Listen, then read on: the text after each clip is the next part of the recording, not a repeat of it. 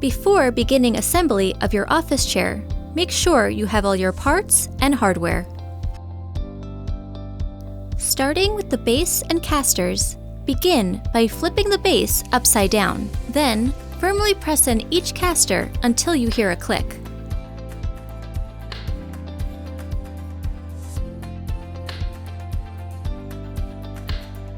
Flip the base to the upright position. Next, you'll be working with the gas lift and cover. Firmly insert the gas lift into the base. Then, place the cover over the gas lift.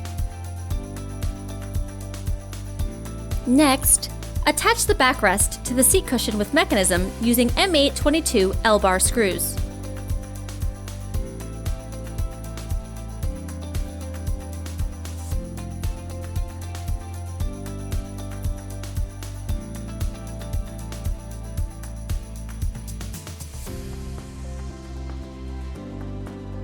Your arms are labeled right and left.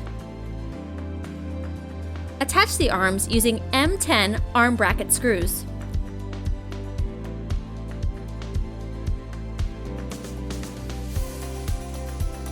Flip the chair over and repeat the process to attach the second arm.